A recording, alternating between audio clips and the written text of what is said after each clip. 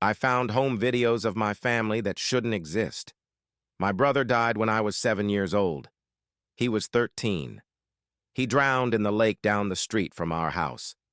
My parents never touched his room. They tried once, but they couldn't do it. Too raw. After that, the door just stayed shut. His room became a kind of museum of him. That was 11 years ago. His room still looks the same. This morning, while I was packing for college, I thought I'd finally go in there. My plan wasn't anything dramatic. I just wanted to grab a few hoodies, maybe a keepsake or two to take with me. Something to hold on to when I got homesick. Full transparency, I've been in his room plenty of times before. I've sat on his bed. I've looked through his shelves, but I've never really gone digging. That felt wrong, and I really had no inclination to. I just missed my brother. That wasn't my intention today, either. It wasn't my intention to find a stack of DVDs shoved into the bottom drawer of his dresser. There were 3 of them, just labeled 1, 2, and 3. The only DVD player in the house is still hooked up to his old TV. Everything else went streaming years ago. For a minute, I told myself not to do it. They weren't mine. They probably didn't matter. I picked up some of the items I had collected, put the DVDs back in his drawer, and returned to my room. Tonight, they started calling to me. I know how that sounds. I know you're thinking it was just my curiosity eating at me. But it wasn't like that. It felt physical, a pull in my chest. So I crept back across the hall, slipped into his room, locked the door behind me so my parents wouldn't hear, and I put in the first DVD. It was a home video. I didn't even know we had any. I don't remember my parents ever owning a camera. The video starts with static, then clears just enough to show something. The picture is muddy, warped. It could be the living room, but the furniture looks wrong. Everything is too big or too small, shifting every time the frame jitters. Sometimes it almost looks like a bedroom. Sometimes like a hallway. No faces, no clear shapes, just flickering shadows that don't match what the voices are saying. Because there are voices. Familiar ones. Laughter, clinking dishes, and my mom calling my brother's name. It sounds like family in the background, just out of sight. I hear my brother's laughter, and the sound swallows me whole.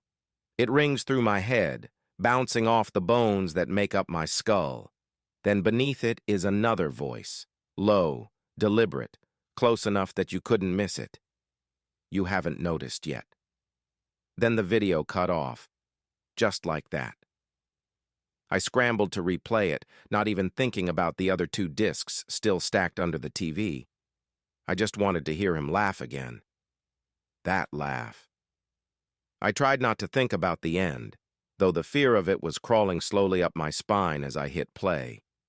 Because the way it spoke, it sounded like it wasn't part of the recording at all, like it was speaking to the camera. To me. I pressed play again, this time pausing every few seconds, desperate to make sense of what I was seeing. But nothing held still. Everything on the film looked almost familiar, like a room you swear you've been in but can't place. The walls are a little too narrow, and the colors are washed out enough to make it something you've never seen before. It made me feel like my brain was short-circuiting. Then I froze the frame just before the moment he laughed. And there it was, a caption, faint and yellow, burned into the corner of the screen. July 30th, 2015. 7 months after my brother drowned. My first thought was that it was a glitch. It had to be. The camera must have been off by a year. There's no other explanation. I forced myself to breathe and to shove back the rising panic. Then I pressed play again. His laugh filled the room, and for a second, my fear washed away. It was just him again. He was alive, warm, present, a bittersweet rush of comfort and grief. But then the voice returned, closer this time, wet against the microphone, broken and cutting in and out like static. You noticed. I ripped the DVD out of the player and threw it across the room. I don't even know why I did it. Adrenaline, I guess. My hands were shaking so hard I couldn't control myself. I'm trying to think of logical explanations. I want to believe there's one, but every reason I come up with feels paper thin. I just bolted back to my room and dove under the covers. Like that would help. I don't want to watch the other videos. I don't. But I can feel them pulling at me. Like they're not finished. Like I owe them something. I can't sleep. It's dark. It's late. The rain just started. The bathroom faucet always drips, but tonight it sounds so much louder. You could almost confuse it for footsteps.